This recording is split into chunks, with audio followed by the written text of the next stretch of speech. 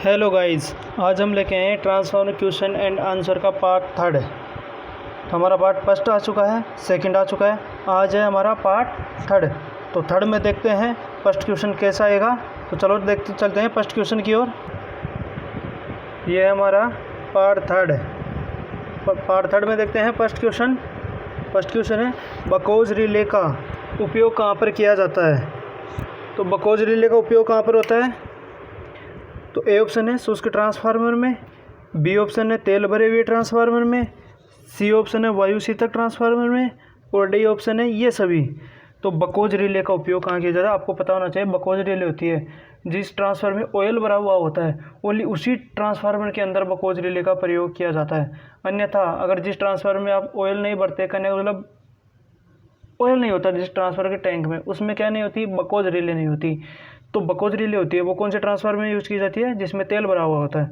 तो हमारे ऑप्शन कौन सा होगा, तेल भरे हुए ट्रांसफार्मर में। तो करेक्ट आंसर कौन सा हो जाएगा, option number B, option number second सही हो जाएगा हमारे पास। नेक्स्ट क्वेश्चन है निम्न में से गैस ऑपरेटेड रिले हैं। अभी मैंने बताया आपको पहले क्वेश्चन में, बकोज रिले होती है वो किस प्रकार के ट्रांसफार्मर में होती है, ऑयल भरे हुए ट्रांसफार्मर में।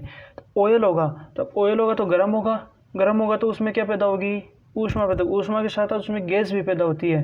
तो आपकी जो बकोज रिले होती है वो कैसी युक्ति होती है, गैस ऑपरेटेड रिले होती है।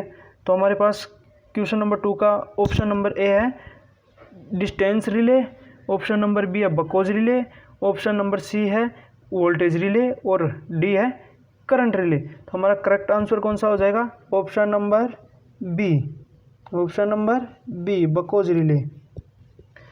तो हमने आपने पहले बताया कि हमारा पार्ट फर्स्ट और पार्ट सेकंड आ चुका है ट्रांसफार्मर का। अब है पार्ट थर्ड।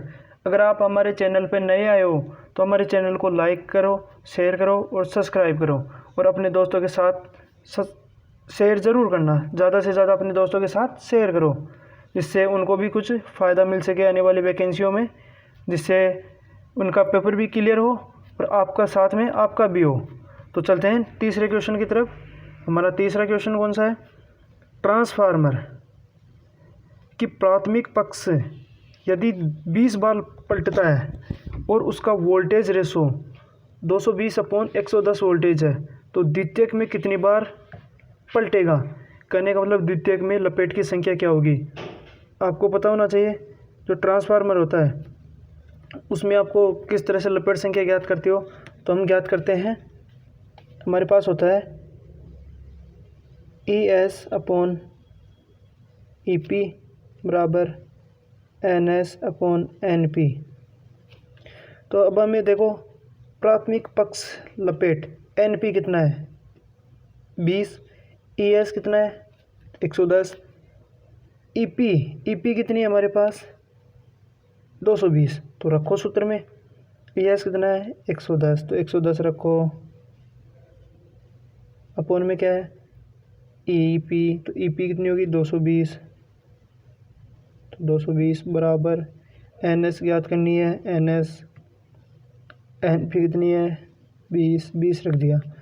अब NS बराबर क्या हो जाएगा हमारे पास, NS बराबर 110 × 20 अपॉन 220। इस ज़ीरो से ये ज़ीरो गई, 11 कम 11, 11 दूना 22, 2 बार, ये गया 1 बार, 20 गया 2 से 10 बार। तो हमारे पास NS कितना आ गया, NS कितना आ गया 10 टन। तो ऑप्शन देखो, ए ऑप्शन है 110, बी ऑप्शन है 220, सी ऑप्शन है 110 और डी ऑप्शन है 20। तो हमारा करेक्ट आंसर कौन सा हो जाएगा 10, option number C. Option number C हमारा क्या हो गया करेक्ट आंसर। किस तरह से निकलेगा, ES/EP बराबर NS/NP। आपको दिया हुआ है जो रखो सूत्र में, जो नहीं दिया हुआ उसको ले आओ।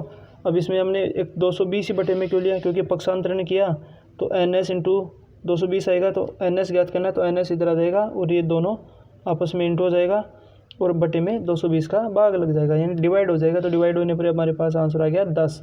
तो हमारे पास करेक्ट आंसर क्या हो जाएगा 10, option number C. Next question number 4। Question number 4 है 15 kVA 220/400 वोल्टेज का एक ट्रांसफार्मर है जिसकी प्राथमिक कुंडली में लपेटों की संख्या 200 है, तो प्राथमिक कुंडली में बहने वाली धारा ज्ञात कीजिए। धारा ज्ञात करोगे आप, एक तो धारा ऐसे ज्ञात कर सकते हो, आपको या तो प्राइमरी की वोल्टेज दे, सेकेंडरी की वोल्टेज दे, या सेकेंडरी की धारा दे। प्राइमरी की धारा, सेकेंडरी की धारा, दोनों में से एक देना आवश्यक होता है। लेकिन इसमें क्या हो रहा है, ना तो आपको प्राइमरी की धारा दे रखी है, ना सेकेंडरी की दे रखी है, ओनली प्राथमिक वोल्टेज, सेकेंडरी वोल्टेज और प्राथमिक की लपेट संख्या दे रखी है। इससे नहीं निकलेगा, तो इसके लिए एक सूत्र होता है, वो होता है ट्रांसफार्मर की दक्षता, वो होता है ट्रांसफार्मर की क्षमता बराबर ईपी आईपी। अगर आपको सेकेंडरी की पूछ ले तो ईपी की जगह क्या लगा दोगे, एस, इधर एस। लेकिन हमें पूछा क्या है, प्राइमरी की वोल्टेज, सॉरी प्राइमरी की धारा, तो प्राइमरी की धारा ज्ञात करने के लिए क्या लगाएंगे, पी लगाएंगे। ठीक है, लगा दिया। क्षमता कितनी है, 15 के वी, के का मतलब किलो, किलो का होता है 10⁻3। ठीक है, के का क्या होता है 10⁻3 यानी 1000, तो 1000 बराबर ईपी कितना है 200। याद क्या करना है, आईपी, आईपी इधर आ गया हमारे पास, आईपी बराबर 15,000/200, 1 2 बचा कितना 150, 150 में 2 का भाग दिया, कितना गया 75 एम्पियर। तो हमारे पास आंसर क्या हो गया, 75 एम्पियर। तो कौन सी ऑप्शन में है, ऑप्शन नंबर सी। तो करेक्ट आंसर क्या हो गया चौथे का, C option. Next question, question number 5।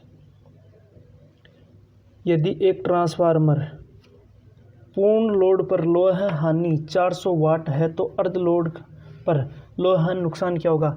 यानी जो लोह क्षति होती है वो पूर्ण लोड पर कितनी है, 400 वाट। यानी पूर्ण लोड का मतलब हो गया 100%, 100% लोड पर कितनी है 400 वाटेज। तो ये पूछ रहा 50% लोड पर क्या होगी, कितनी होगी 400 वाटेज ही होगी, कोई कमी नहीं होगी। क्यों, जो लोह क्षति होती है वो आपकी कौन सी क्षति होती है, नियत क्षति, जिसका मान फिक्स होता है। क्या होता है, फिक्स होता है। इन नियत क्षति होने के कारण ही आपके ट्रांसफार्मर में चाहे 0% लोड करे तो भी 400 वाटेज ही होगी, या 75% लोड करे तो भी 400 वाट होगी, 25% लोड करे तो भी 400 वाट होगी, या पूरा 200% करे तो भी कितनी होगी 400 वाटेज होगी, क्योंकि ये क्या होती है, फिक्स होती है आपके पास। ठीक है, तो हमारे पास करेक्ट आंसर क्या हो जाएगा 400 वाट। तो option number A correct answer कौन सा हो जाएगा, ऑप्शन ए। अब चलते हैं क्वेश्चन नंबर 6 पे। छठा क्वेश्चन क्या बोल रहा है, यदि 2 ट्रांसफार्मर जिनका वोल्टेज रेगुलेशन 5% तथा 10% है तो निम्न में से कौन सा ट्रांसफार्मर अच्छा होगा। एक ट्रांसफार्मर, 2 ट्रांसफार्मर है, इसमें एक का कितना दे रखा है 5, दूसरे का 10, तो कौन सा ट्रांसफार्मर अच्छा होगा। अच्छा ट्रांसफार्मर वही होता है जो वोल्टेज कम ड्रॉप करे, यानी जिसमें क्षति कम हो। तो क्षति जिसमें वोल्टेज ड्रॉप कम होगी उसमें क्या आएगा, वोल्टेज रेगुलेशन अधिक आएगा। तो हमारे पास जिसका वोल्टेज रेगुलेशन अधिक होता है, यानी जिस ट्रांसफार्मर का वोल्टेज रेगुलेशन अधिक होता है वो ट्रांसफार्मर हमारे पास सबसे अच्छा होता है। तो इसमें देखो वोल्टेज रेगुलेशन कौन से ट्रांसफार्मर का अच्छा है, एक तो है 5%, एक है 10%। तो 10% अधिक है, तो हमारे पास आंसर क्या होगा 10%। तो कौन से ऑप्शन में मिलेगा, option number B. Correct answer कौन सा होगा, option number B. Next question, question number 7। Transformer का शक्ति गुणक होता है, जो हमारे पास ट्रांसफार्मर होता है इसका शक्ति गुणक कौन सा होता है, पश्चगामी होता है, अग्रगामी होता है, शून्य होता है, लोड पर निर्भर करता है। तो हमारे पास जो ट्रांसफार्मर का शक्ति गुणक होता है वो कौन सा होता है, पश्चगामी होता है। पश्चगामी क्या होता है, ट्रांसफार्मर में क्या होती है, कुंडली होती है। ठीक है, कुंडली क्या करती है, वोल्टेज को आगे करती है और धारा को पीछे करती है। तो धारा को पीछे करती है यानी धारा को रोकती है, तो वहाँ पर धारा पीछे हो जाती है, तो धारा पीछे होती है तो उसको क्या बोलते हैं, पश्चगामी। और जिसमें धारा आगे होती है उसको बोलते हैं अग्रगामी। तो अग्रगामी किस में होती है, जो कैपेसिटिव लोड होता है, यानी जिसमें कैपेसिटर लगा होता है वो क्या होता है, उसमें धारा क्या होती है, अग्रगामी। तो इसमें क्या होगी, धारा धारा अग्रगामी, लेकिन इसमें क्या होगी, पश्चगामी। तो हमारे पास करेक्ट आंसर क्या हो जाएगा, ऑप्शन नंबर ए। नेक्स्ट क्वेश्चन, क्वेश्चन नंबर 8, निम्न में से किस ट्रांसफार्मर का आकार सबसे छोटा होगा। अब आपको देखो ऑप्शन नंबर ए दे रखा है 1 kVA 50 attach, option number 2 B है 1 kVA 60 अटैच, सी ऑप्शन है 1 kVA 100 अटैच और डी है 1 kVA 500 अटैच। तो अब ये ध्यान रखो केवीए समान है, तो अब इसमें एक चीज़ का आपको ध्यान रखना होगा, जिस ट्रांसफार्मर की फ्रीक्वेंसी सबसे अधिक होगी, यानी जितनी ज़्यादा फ्रीक्वेंसी अधिक होगी उसका आकार उतना ही छोटा होगा। यानी आप मान सकते हो एच जेड अधिक अधिक, तो आकार क्या होगा, छोटा छोटा होगा। यानी फ्रीक्वेंसी का मान जितना अधिक होगा हमारे पास ट्रांसफार्मर का आकार उतना ही छोटा होगा। ठीक है, तो इसमें करेक्ट आंसर क्या हो जाएगा, D option, option number D.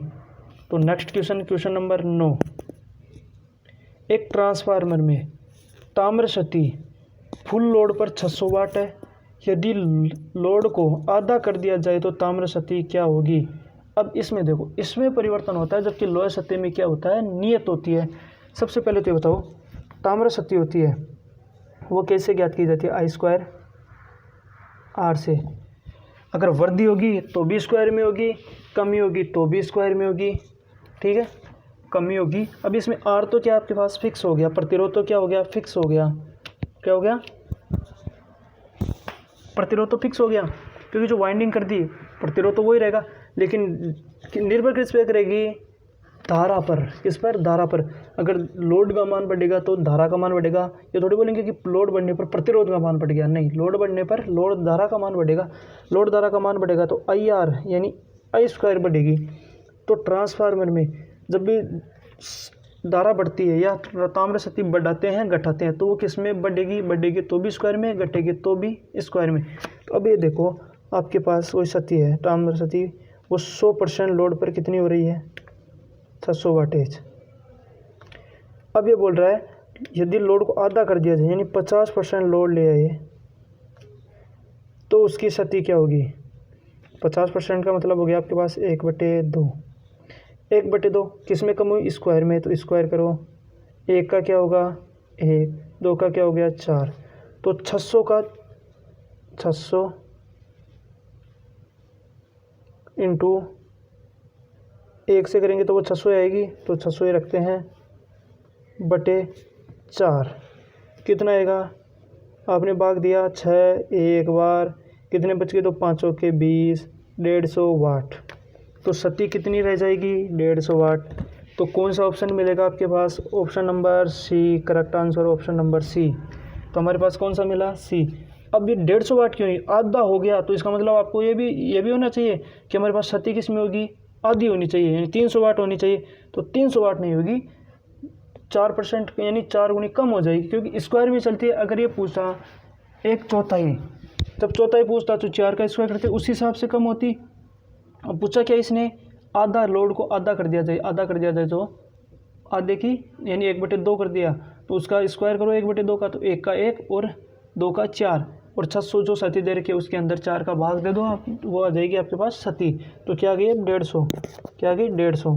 ठीक है, next question, question number 10, transformer में सबसे गर्म हिस्सा कौन सा होता है। जो आपका ट्रांसफार्मर होता है उसके अंदर सबसे गर्म हिस्सा कौन सा होता है, कौन सा होता है, कोर, ट्रांसफार्मर तेल, वाइंडिंग, टैंक। तो सबसे ज़्यादा जो गर्म होती है वो होती है आपकी वाइंडिंग। कौन सी होती है, वाइंडिंग। तो option number C, correct answer C हो जाएगा। ठीक है, क्योंकि शक्ति किसके अंदर होती है, वाइंडिंग के अंदर। तो सबसे पहले गर्म कौन सी होगी, क्या होगा, वाइंडिंग। सबसे ज़्यादा गर्म कौन सी होगी, वाइंडिंग। तो इसमें ध्यान रखना, ट्रांसफार्मर का सबसे गर्म हिस्सा कौन सा होता है, वाइंडिंग होती है। ठीक है, क्वेश्चन नंबर 10 में ऑप्शन नंबर सी। तो क्वेश्चन नंबर 11 चलते हैं, क्या बोलता है, वितरण ट्रांसफार्मर की अधिकतम दक्षता कितने प्रतिशत लोड पर होती है। वितरण का मतलब हो गया जो डिस्ट्रीब्यूशन ट्रांसफार्मर होता है उसकी अधिकतम दक्षता कितने % लोड पर अधिक होगी दक्षता। तो कितना परसेंट लोड पर अधिकतम दक्षता के साथ कार्य करेगा वो? 98%। बी ऑप्शन है 80%, सी ऑप्शन है 70% और डी ऑप्शन है 50%। जब डिस्ट्रीब्यूशन ट्रांसफार्मर होता है, जो डिस्ट्रीब्यूशन या वितरण ट्रांसफार्मर होता है, उसमें लोड का मान यानी 70% होता है, तो वो अपनी पूर्ण दक्षता के साथ कार्य करता है। कितना परसेंट लोड? 70% लोड होता है, तब वो अपनी दक्षता के साथ, पूर्ण दक्षता के साथ कार्य करता है। तो हमारे पास करेक्ट आंसर कौन सा हो जाएगा? Option number C. Option number C correct answer हो जाएगा। Next question, question number 15। Transformer, question number 12। Transformer के पूरे दिन की दक्षता किस में मापी जाती है? जो ट्रांसफार्मर होगा, ठीक है, पूरे दिन की दक्षता किस में आती है? तो पूरे दिन का मतलब किस में आएगी? KWH, किलो वाट हावर, ठीक है। तो किस में मापते हैं? KWH में। तो option number C correct answer हो जाएगा। Question number 13। नेक्स्ट क्वेश्चन पे चलते हैं। यदि एक ट्रांसफार्मर की आवृत्ति को 2 गुना कर दिया जाए तो उसका विद्युत वाहक बल होगा, यानी ट्रांसफार्मर की फ्रिक्वेंसी को क्या कर दिया? 2 गुना कर दिया। तो विद्युत वाहक बल क्या होता है? E बराबर 4.445 MFN।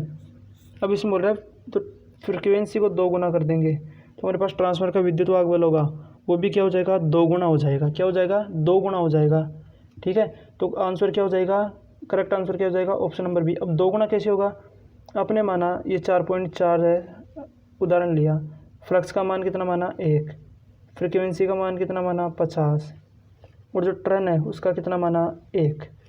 इसको हल करने पर कितना विद्युत वाहक बल आएगा आपके पास? 222। कितना आएगा? 222, ठीक है। ये आ गया आपके पास, 222 आ गया। अब ये मान के चलो आपने, ये तो पहला हो गया हमारे पास। अब नेक्स्ट मानते हैं, एक और उदाहरण लेते हैं। अब इसमें लिया हमने विद्युत वाहक बल माना वही 4.44, फ्लक्स भी 1, कितना हो गया? 100 इंटू 1। इसका मान कितना आएगा? 444। पहले कितना आ रहा था? 222। तो 222 बटे 444, एक बार, 2 बार, 1/2। पहले की अपेक्षा कितना हो गया? 2 गुना। तो हमारे पास आंसर कौन सा होगा? 2 गुना। आंसर नंबर बी, 2 गुना, ठीक है। Next question, question number 14। तो 14 नंबर क्वेश्चन क्या हो रहा है? ट्रांसफार्मर में ब्रीदर का कार्य क्या होता है? जो ब्रीदर होता है उसका कार्य क्या होता है? ट्रांसफार्मर में ब्रीदर का कार्य क्या होता है? ट्रांसफार्मर में ए ऑप्शन है कुंडली में शीतलन हेतु वायु प्रदान करना, बी ऑप्शन है वायु की नमी को सोखने के लिए, सी ऑप्शन है वायु की मात्रा को बढ़ाना और डी है कोई नहीं। तो ट्रांसफार्मर में ब्रीदर का कार्य क्या है? वायु की नमी को सोखने के लिए। तो option number B correct answer हो जाएगा हमारा, वायु की नमी को सोखने के लिए। और ब्रीदर के अंदर क्या लगाया जाता है? ब्रीदर के अंदर क्या रखा जाता है? Silica gel. क्या रखी जाती है? सिलिका जेल रखी जाती है, ठीक है। नेक्स्ट क्वेश्चन, जो प्रेरित ईएमएफ यानी वह नियम जो प्रेरित ईएमएफ और धारा सदैव उन्हें उत्पन्न करने वाले कारक का विरोध करता है, वह नियम निम्न कारण है। कौन सा कारण है? यानी जिसके कारण पैदा होता है उसी का विरोध करता है, वो कौन सा नियम होता है? वो होता है आपके पास लेंज का नियम। कौन सा नियम? लेंज का नियम। यानी जिसके कारण पैदा होता है उसी का विरोध करता है, वो कौन सा नियम हो गया? लेंज का नियम। तो correct answer A option. Question next question, स्टेरिस पास का क्षेत्रफल निरूपित करता है। जो आपके पास स्टेरिस शक्ति होती है, आपने बांट दिया इसको 2 भागों में, एक भाग गया इस तरह से, ये जाकर ये जो क्षेत्रफल होता है आपके पास, ये क्षेत्रफल होता है आपके पास, ये किसको निरूपित करता है? ये क्षेत्रफल ये करता है स्टेरिस हानि को। ऑप्शन नंबर डी, ठीक है, option number D confirm. Next question, question number 17। Question number 17 क्या है? ट्रांसफार्मर में भरे जाने वाले खनिज तेल ब्रेक डाउन स्ट्रेंथ क्या होती है? जो ट्रांसफार्मर की ब्रेक डाउन स्ट्रेंथ होती है वो क्या होती है? ए ऑप्शन है 21 kV, बी ऑप्शन है 30 kV, सी ऑप्शन है 40 से 60 kV और डी ऑप्शन है 100 kV। अब आप ये बोलोगे इसमें किलोवाट प्रति एमएम क्यों नहीं दिया आपने, तो मैंने डाइलेक्ट्रिक स्ट्रेंथ नहीं पूछी, इसमें पूछा क्या है, ब्रेक डाउन स्ट्रेंथ। तो ब्रेक डाउन स्ट्रेंथ किस में आती है, किलो वोल्ट में। तो इसकी क्या होती है 40 से 60 kV, 40 से 60 kV। ठीक है, चलते हैं नेक्स्ट क्वेश्चन नंबर 18। ट्रांसफार्मरों में गुंजन रोग का कारण क्या होता है। जो ट्रांसफार्मर होता है उसके अंदर जो आपकी कोर होती है वो गुंजन क्यों करती है, किसके कारण करती है। एक तो करती है ढीली होने के कारण, इसकी जब कोर ढीली हो जाएगी तब, और एक होता है जब चुंबकीय विरूपण के कारण, यानी चुंबकीय क्षेत्र फैल रहा है, सही नहीं बन रहा, लीकेज ज़्यादा हो रहा है, तब कार्य करेगी। तो क्वेश्चन नंबर 18 में आंसर क्या हो जाएगा, चुंबकीय विरूपण है, चुंबकीय विरूपण हो जाएगा। ठीक है, तो मैं आपको एक बार फिर बताना चाहता हूँ कि जो भी हमारे चैनल पर नया हो वो हमारे चैनल को लाइक, शेयर और सब्सक्राइब करो, और हमें कमेंट करके बताओ कि हमारा वीडियो कैसे लगा, और अपने दोस्तों के साथ ज़्यादा से ज़्यादा शेयर करो, जिससे उनको भी कुछ वैकेंसी में फ़ायदा हो, क्योंकि JVNL की वैकेंसी आने वाली है हमारे पास, यह हमें बताया गया है। और बाकायदा BD कल्ला जी ने भी हमें नोटिफिकेशन या वीडियो में बताया है कि हम JVNL की वैकेंसी जल्दी जारी करने वाले हैं, तो उनको भी कुछ फ़ायदा मिले, इसलिए अपने दोस्तों के साथ भी शेयर करो। ठीक है, तो हमारा नेक्स्ट क्वेश्चन नंबर 19। ट्रांसफार्मर में कौन सी सती बार के अनुसार अत्यधिक परिवर्तन होती है, यानी लोड के साथ परिवर्तन होने वाली सती कौन सी होती है, ताम्र सती। कौन सी, ताम्र सती। आपको बताया था लोड का मान बढ़ेगा तो लोड धारा का मान बढ़ेगा, लोड धारा का मान बढ़ेगा तो ताम्र सती किस में चलेगी, स्क्वायर में चलेगी, स्क्वायर में घटेगी और स्क्वायर में बढ़ेगी। तो कौन सी सती होती है जो लोड के साथ बढ़ेगी, होती है ताम्र सती। Next question number 20। Question number 20 है, चुंबकीय सामग्री में स्टेरिसती पर निर्भर करती है। जो चुंबकीय आपके पास चुंबकीय सामग्री में स्टेरिसती होती है वो किसके ऊपर निर्भर करती है। स्टेरिस पास अभी बताया था मैंने आपको, स्टेरिस पास यानी जो स्टेरिस का क्षेत्रफल था हमारे पास इस तरह से आके मछली का आकार का, तो एक तो इसके ऊपर निर्भर करती है, पास के क्षेत्रफल पर भी करेगी। ठीक है, जो आपके पास ये हो रखा है इस पर भी करेगी। दूसरा स्टेज का उत्क्रमण आवृत्ति जो फ्रीक्वेंसी होती है F के ऊपर भी करती है। चुंबकीय सामग्री के आयतन यानी जो कोर का आयतन होता है V वॉल्यूम, उसके ऊपर भी निर्भर करेगी। तो मेरे पास करेक्ट आंसर क्या जाएगा, ऑप्शन नंबर डी। कौन सा, ऑप्शन नंबर डी। ठीक है, तो आज के लिए हमारे 20 क्वेश्चन कंप्लीट हो चुके हैं। तो अगर आप हमारे चैनल पर नए हो तो चैनल को लाइक, शेयर, सब्सक्राइब ज़रूर करो। ठीक है, और कमेंट, हाँ ज़रूर कमेंट करके ज़रूर बताना कि हमारा वीडियो कैसा लगा, कैसा नहीं लगा। कमेंट करोगे उस तभी पता लगेगा हमारे पास हमारा वीडियो कैसा है कैसा नहीं है। तो चलते हैं, अब आते हैं और नेक्स्ट पार्ट लेके। तो तब तक के लिए धन्यवाद।